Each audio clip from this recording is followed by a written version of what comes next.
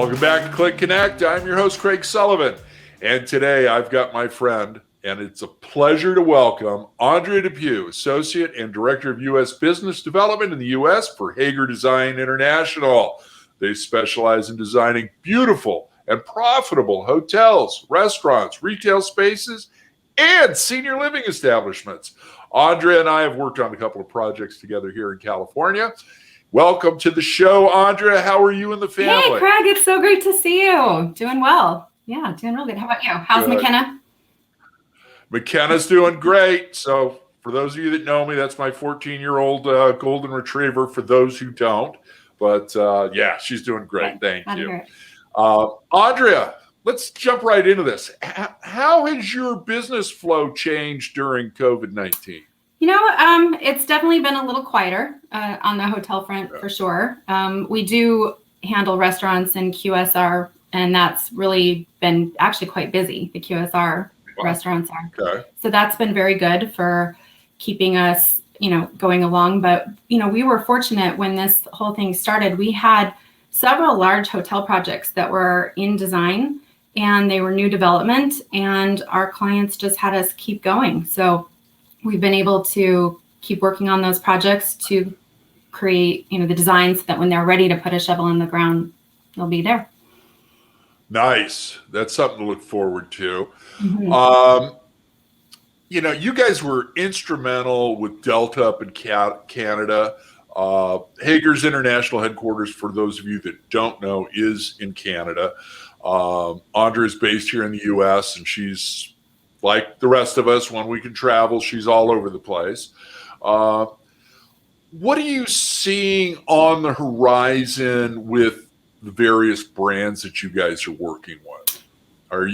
Is that communication as good as it was prior to COVID-19 right now, or are you getting used to new people on the brand side? How's that going? There was a lot of change on the brand side. A lot of our contacts did stay though. And, you have to be extremely grateful for those relationships that are already established. We have a lot of trust that we've built with the brands and vice versa. We follow their standards. We of course ultimately work for owners and, developing their hotels, but there's a mutual respect there. I would say the brands have been very reasonable, really. We're having, a nice time with approvals, and they're really wanting to work with owners that want to do things. Good. That's good. I know, when at the beginning of this, everybody was having layoffs, furloughs, and just everything kind of got shuffled all over the place. It was like, let's play 52 pickup at this point and see where we're at. So what's on the horizon for Hager? Tell us about some of your hotel deals that you're currently still involved with or wrapping up in California and the U.S. Really, I don't know that we have any active projects in California right now. We're working on a couple of soft brand sort of lifestyle hotels right now. One in South Carolina, one in Arkansas. We're doing a full service project here in North Scottsdale. We're excited about that's, kind of coming to an end there.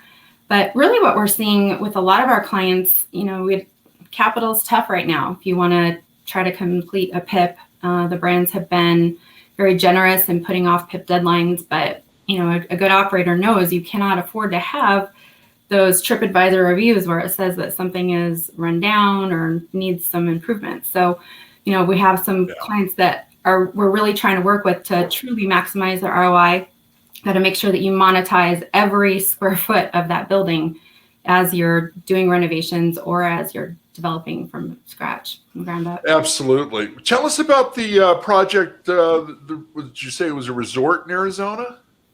It's a full service hotel with full service hotel. Tell us about that, would you please? It's in North Scottsdale, and it's going to be in combination with some office buildings and some multifamily as well. Nice. Full service Hilton. So we're excited to be a part of it with nationwide real estate development, and just really kind of making sure that you bring in the feel of the Southwest while keeping it very tasteful as well. There you go.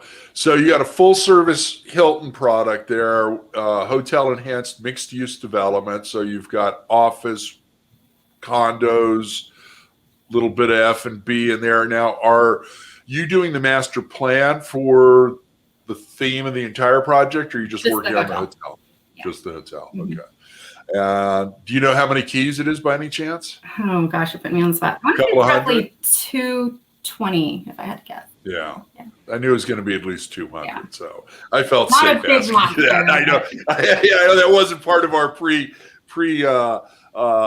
recording conference. That's okay. So, well, and being in Arizona, there's some nice outdoor space, as well for functions, that can be, kind of indoor, outdoor when it's not too hot here. There you go. Right. Yeah. So what else is going on with Hager? What are you seeing across the board? Hospitality, restaurant, everything that you're in. Are there any trends that you see that are going from one aspect of your business to another right now, especially dealing with COVID-19? The very beginning of this, we did participate in sort of a competition with NEWH for designing for COVID. And I think the biggest thing that we really took from that is you have to make some special considerations for materials used, for social distancing, but flexibility is really key.